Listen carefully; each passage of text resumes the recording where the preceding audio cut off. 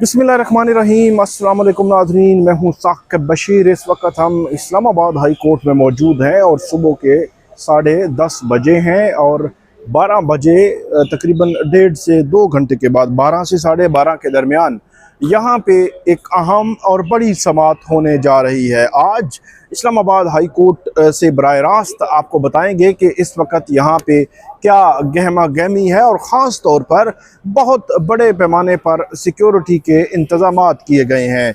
190 million pound case में इमरान खान और बुशरा बीबी की सज़ा मुअत्तली की दरख्वास्तों पर आज समाअत होने जा रही है। चीफ जस्टिस सरफराज डोगर और जस्टिस आज़म खान इस अहम केस की समाअत करेंगे। और आज सुबह सुबह एक और ख़बर भी आई है कि तोशाखाना 2 केस में बरीयत की दरख्वास्त जो है वो फिक्स कर दी गई है। उसके पीछे एक बड़ी होलनाक कहानी आज आपके सामने रखनी है कि क्या हुआ जनवरी से लेकर सितंबर तक। इसके अलावा हम बात करेंगे जस्टिस तारिक महमूद जहांगीरी, जिन्होंने इस्लामाबाद के 3 हलकों के फॉर्म 45 मांगे थे और उसके बाद उनके पीछे वो मामलात लग गए हैं कि मामला जो है वो ख़त्म होने का नाम नहीं ले रहा। जस्टिस तारिक महमूद जहांगीरी इस वक्त सिंध हाई कोर्ट में मौजूद हैं और वहाँ पे अपने केस की खुद पैरवी कर रहे हैं। जस्टिस तारिक महमूद जहांगीरी, उनको बहुत ज़्यादा ऑफ़र्स भी आई, हमारे ज़राए ये बताते हैं। फिर ये कहा गया कि फॉर्म 45 वाले मामले से वो पीछे भी हट जाएं। फिर चीफ जस्टिस बनने की ऑफ़र भी आई, ये हमारे ज़राए बताते हैं। लेकिन उन्होंने किसी ही ऑफ़र को एक्सेप्ट नहीं किया, किसी को वेटेज नहीं दी। और उसके बाद अब सूरत हाल ये है कि जस्टिस तारिक महमूद जहांगीरी जो रोस्ट्रम के दूसरी साइड यानी कि जज की तरफ थे, अब रोस्ट्रम की इस तरफ यानी कि साइलिन की तरफ, जहां पे साइलिन खड़े होते हैं उस तरफ आ चुके हैं। आज वो सिंध हाई कोर्ट के सामने पेश भी हुए हैं, उस पर भी बात करते हैं। सबसे पहले तो हम इस्लामाबाद हाई कोर्ट की सिचुएशन, सूरत हाल आपके सामने रखते हैं।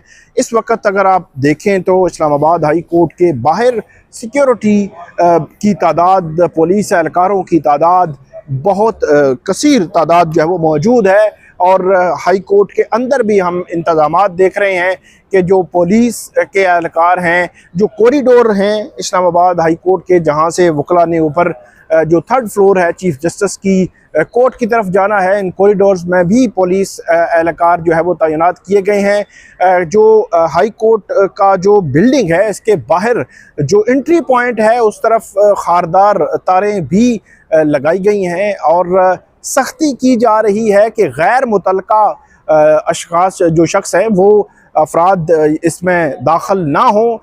PTI की जानिब से बड़े पैमाने पर आज मेम्बरान कौमी असम्बली या सूबाई असम्बली या PTI की लीडरशिप, वकला, कारकुनान, फैमिली, तमाम के आने के इम्कानात वाज़े मौजूद हैं कि वो आएंगे। इसलिए इतने सख्त इंतज़ामात इस वक्त तक इस्लामाबाद हाई कोर्ट के अंदर और इस्लामाबाद हाई कोर्ट के बाहर जो है वो किए गए हैं। आज ये केस जो है वो 26 जून के बाद पहली दफ़ा मुकर्रर हुआ है। तकरीबन 26 जुलाई, 26 अगस्त और 26 सितंबर, यानी कि आज है 25 सितंबर, तो ये 3 माह बनते हैं। इसमें 26 जून को जब ये केस मुकर्रर हुआ था तो इससे कबल भी जो नैब है वो इसमें वक़्त मांग रहा था, यानी कि 15 मई को 190 मिलियन पाउंड केस, जिसमें इमरान खान और बुशरा बीबी ने ये इस्तदा कर रखी है कि इस केस में सज़ा मुअत्तल करके उनको ज़मानत पर रिहाई दी जाए। ये केस 15 मई को मुकर्रर होता है, 26 मई के लिए नोटिस जारी होते हैं। पहली दफ़ा नैब आता है तो उनकी जानिब से कहा जाता है कि वो प्रोसिक्यूटर इसमें तैनात करेंगे और उसके बाद ये मामला 5 जून तक अर्जन हो जाता है। 5 जून को भी ये कहा जाता है कि जो नए प्रोसिक्यूटर हैं उनकी तैनाती का नोटिफिकेशन हो चुका है, लेकिन अभी तक वो आए नहीं हैं। वो नेक्स्ट हेयरिंग पे आएंगे। 11 जून को समाअत होती है। 11 जून को समाअत ही नहीं हो सकी क्योंकि जस्टिस मोहम्मद आसिफ यानी कि बेंच के दूसरे जज मौजूद ही नहीं थे। फिर 26 जून को इस केस की समाअत होती है, तो 26 जून को जो प्रोसिक्यूटर नैब के प्रोसिक्यूटर थे वो पेश हुए, तो उन्होंने कहा कि मैं तो बिल्कुल जो वो अभी इस केस की पैरवी मैंने शुरू की है और इस केस में 60 समातें हुई, लंबा ट्रायल चला, साल पूरा ट्रायल चलता रहा, तो मैंने इस केस की जो है वो फॉलो नहीं किया और इसकी केस की फाइल नहीं पड़ी। तो 26 जून को नैब के नए जो स्पेशल प्रोसिक्यूटर थे उन्होंने कहा कि 4 हफ्ते मुझे दिए जाएं, यानी कि वो कह रहे थे कि मुझे 26 जून से आप 26 जुलाई तक का वक़्त दे दें, लेकिन अदालत ने 26 जुलाई तक का वक़्त नहीं दिया, बल्कि 26 अगस्त तक का भी नहीं, बल्कि 26 सितंबर तक का वक़्त दे दिया, यानी कि 4 हफ्ते मांगे थे उस नैब के स्पेशल प्रोसिक्यूटर ने, उसको 12 हफ्ते मिले।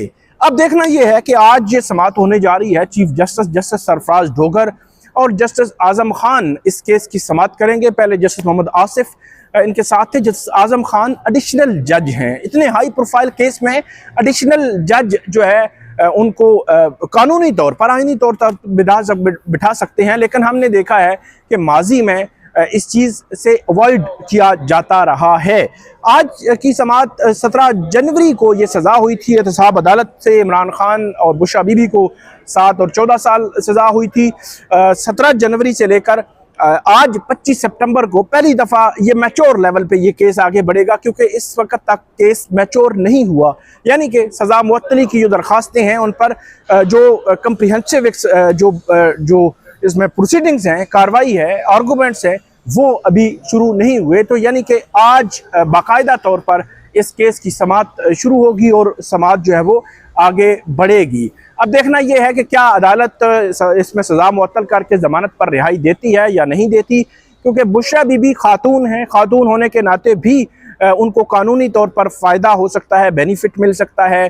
फिर 7 साल की सज़ा है, फिर बुशरा बीबी 8-9 माह कैद की सज़ा काट भी चुकी हैं इस केस में। तो मल्टीपल फैक्टर्स इस केस में मौजूद हैं जो बुशरा बीबी की हद तक उनको बेनिफिट मिलने के इम्कानात मुमकिन तौर पर हो सकते हैं, लेकिन इमरान खान साहब को की सज़ा मुअत्तल होगी या नहीं होगी, ये एक अलग से सवाल अभी तक मौजूद है। ये देखना होगा कि वैसे तो अगर बिल्कुल प्योरली जो 17 जनवरी 2025 का जो जजमेंट है 190 मिलियन पाउंड केस का, वो मैंने पढ़ा, उसमें बहुत ज़्यादा फ्लॉज हैं, बहुत ज़्यादा लकूनाज हैं, उसमें बहुत ज़्यादा स्पेस है कि दोनों जो अक्यूज़ हैं जिनको सज़ाएं हुई हैं, दोनों की सज़ा मुअत्तल मुमकिन तौर पर होने, अगर मेरिट पर बात की जाए तो हो सकती है, लेकिन अब देखना यह है कि अदालत क्या बैरिस्टर सलमान सफ्दर के दलाइल से कन्विंस होगी या नहीं होगी। ये बड़ा अहम मामला है, इस पे तो आपको हम मजीद भी अपडेट करते रहेंगे। लेकिन इसी के साथ वो जो एडिशनल जज की मैंने आपको बात की, एडिशनल जज ये होता है कि 20 जनवरी 2025 को जस्टिस इनाम अमीर मिनास और जस्टिस आज़म खान जो है वो उनकी तैनाती होती है, तो 20 जनवरी 2026 तक 1 साल उनका प्रोबेशन पीरियड है। 1 साल यानी कि 1 साल के बाद उनका मामला दोबारा जुडिशल कमीशन ऑफ पाकिस्तान में जाएगा, उनको असेसमेंट की जाएगी कि इनकी कारकर्दगी ठीक रही है या नहीं रही। अगर कारकर्दगी ठीक रही है तो फिर वो मुस्तकिल चीफ जज बन जाएंगे, अगर कारकर्दगी ठीक नहीं रही तो वो मुस्तकिल जज नहीं बन सकते, बल्कि दोबारा से उनकी वो जजी ख़त्म हो सकती है। तो ये दोनों जो है वो जहतें इसमें मौजूद हैं, इसीलिए कहते हैं कि एडिशनल जज जो है उनसे आप केसेस, मुख्तलिफ केसेस में उनको बैठाया जाता है, लेकिन हाई प्रोफाइल केसेस में कदरे अवॉइड किया जाता है। लेकिन एक और केस भी एडिशनल जज जस्टिस इनाम अमीन मिनास उनके सामने मौजूद है और वो केस भी इमरान खान साहब का है, तोशा खाना 2 केस। इस केस में जो 15 जनवरी के लगभग बरियत की दरख्वास्त इस्लामाबाद हाई कोर्ट में दायर हुई, जस्टिस मियां गुल हसन औरंगजेब के सामने फिक्स हुई, एतराज़ लगा हुआ था, उन्होंने कहा एतराज़ दूर करके दोबारा लगाएं। फिर 20 जनवरी को जस्टिस इनाम अमीन मिनास जज लग जाते हैं, 23 जनवरी को पहला केस उनके सामने लगा दिया जाता है और हैरानगी हुई सबको कि अभी 2 दिन हुए हैं और इतना हाई प्रोफाइल केस उनके सामने लगा दिया गया। उन पर यह एतराज़ हुआ कि क्योंकि जस्टिस मियां गुल हसन औरंगजेब इस केस को पहले ही सुन चुके हैं, जमानत की दरख्वास्त सुन चुके हैं, सिमिलर केस सुन चुके हैं, तो उनको केस रेफर कर दिया जाए। लेकिन जस्टिस इनाम अमीन मिनास ने ये इमरान खान की ये इस्तदा मुस्तरद कर दी। फिर उन पर यह एतराज़ हुआ 27 या 28 जनवरी को कि आपके भाई जो है वो इमरान खान के खिलाफ 9 मई के केसेस में प्रोसिक्यूटर हैं, तो इसलिए आप इस केस से अलग हो जाएं। तो उन्होंने कहा कि इस पे मजीद मुझे असिस्ट किया जाए। 28 जनवरी से लेकर आज 25 सितंबर हो चुका है, अभी तक वो केस एक कदम भी आगे नहीं बढ़ सका। और सूरत हाल ये है कि बरियत की दरख्वास्त हमेशा ट्रायल ख़त्म होने से पहले उसका फैसला हो जाया करता है, वो फैसला मुल्ज़म के हक में हो या खिलाफ हो। लेकिन इस केस में हैरान कौन तौर पर 7 अक्टूबर की तारीख बड़ी मुश्किलों से इमरान खान की जानिब से बार बार इसमें जल्द समाअत की दरखास्तें दायर करने के बाद 7 अक्टूबर की तारीख दी गई है। लेकिन हैरान कौन तौर पर इस केस का जो ट्रायल है वो 7 अक्टूबर से पहले ही मुकम्मल होने के इम्कानात हैं। यानी कि आप यूँ कह सकते हैं कि अगर ट्रायल 7 अक्टूबर से पहले मुकम्मल हो जाएगा तो 7 अक्टूबर की समाअत गैर मुअस्सर हो जाएगी।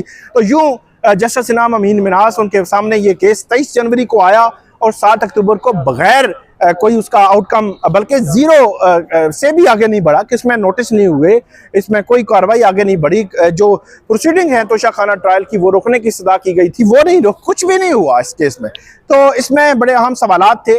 जस्टिस इनाम अमीन मिन्हास उन्होंने इस केस को डिसाइड नहीं किया और अब इस केस का ट्रायल मुकम्मल होने जा रहा है आज वहाँ पे अडियाला जेल में। इसमें जो तफ्तीशी अफसरान हैं उन पे जरा मुकम्मल होने के इम्कानात हैं। उसके बाद 342 के स्टेटमेंट्स होंगी और उसके बाद आखिरी जरा होगी, आखिरी जो है वो दलाइल होंगे दोनों फ्रीकैन के, उस केस का फैसला आ जाएगा। यानी कि आप कह सकते हैं कि अगले 2 समातों में इस केस का फैसला आया चाहता है, यानी कि 7 अक्टूबर से पहले इस केस का फैसला आने के वाज़े इम्कानात मौजूद हैं। इसके अलावा जो तोशाखाना 2 का मामला जो है अब अपने इख्तिताम की तरफ बढ़ रहा है, तो ये भी एक सीक्वेंस ऑफ इवेंट्स है कि तोशाखाना 2 केस का फैसला शायद पहले आएगा और 190 मिलियन पाउंड केस में सजा मुअत्तली की जो दरखास्तें हैं उनका फैसला बाद में आएगा। ये सीक्वेंस ऑफ इवेंट्स हमें बज़ाहिर जो है वो नज़र आ रहे हैं। आगे बढ़ते हैं। जस्टिस तारिक महमूद जहांगीरी, उनका केस बड़ी अहमियत का हामिल है। जस्टिस तारिक महमूद जहांगीरी वो हैं जिन के हवाले से ये खबर आई थी ज़राए से कि उनके जो बेडरूम में खुफिया कैमरे लगे हुए थे, खुफिया कैमरों की निशानदेही हुई थी।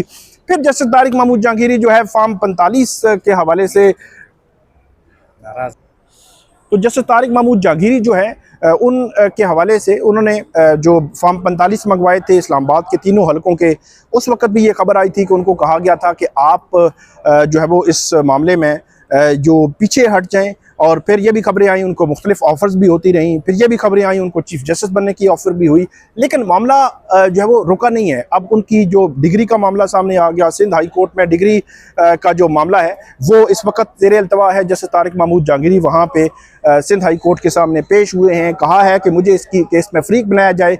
के आगा बेंच हेड कर रहे हैं, जो 8वें नंबर पर थे उनको आईनी बेंच का हेड बनाया गया था और पीपल्स पार्टी भी वहाँ पे एक्टिव है, HEC भी एक्टिव है, कराची यूनिवर्सिटी एक्टिव है। पता नहीं क्यों एक्टिव है। उनको कहा गया है कि आप इस केस में फ्रीक जो है वो जो इसमें केस में जल्दी करें, जल्दी केस को कंक्लूड करें। ये कहा गया इस केस में जो कराची यूनिवर्सिटी में HEC और कराची यूनिवर्सिटी की जानिब से। अब एक इशू यही सामने आया है कि इस केस में कंक्लूड करने लगे हैं। वहाँ पे जजेस जो है जैसे तारिक महमूद जहांगीरी पेश हो गए हैं, जैसे समर रफ़त इम्तियाज़ पेश हो गए हैं। अगर सारे जितने भी जो ऑफर्स थी, अगर जैसे जहांगीरी वो ऑफर्स ले लेते तो फिर क्या होता, वो आज चीफ जस्टिस बन जाते या आज सुकून की ज़िंदगी गुजार रहे होते। उनकी डिग्री के हवाले से भी हो सकता है कराची यूनिवर्सिटी ये कह देती नहीं जी कोई मसला ही नहीं था, हमें तो मुगालता हो गया। लेकिन क्योंकि जस्टिस जहांगीरी जो है बज़ाहिर ऐसे लगता है कि वो डट गए हैं मामलात के सामने, तो इसलिए अब उनको साइड लाइन किया जा रहा है। और आज वो जो दूसरी तरफ बैठते थे बतौर जज, अब साइलिन के रोस्टम की तरफ बैठे हैं, खड़े हुए हैं आज कराची सिंध हाई कोर्ट के सामने। सिंध हाई कोर्ट आज इस हवाले से ये हुक्म इम्तना ख़त्म करती है तो मामला गंभीर हो सकता है।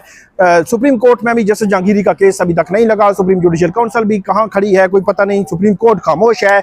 बहुत ही अजीब सी सूरत हाल है अदलिया में। बहरहाल आपको हम मजीद भी अपडेट करेंगे, हमें फीडबैक कीजिएगा। अल्लाह हाफिज़।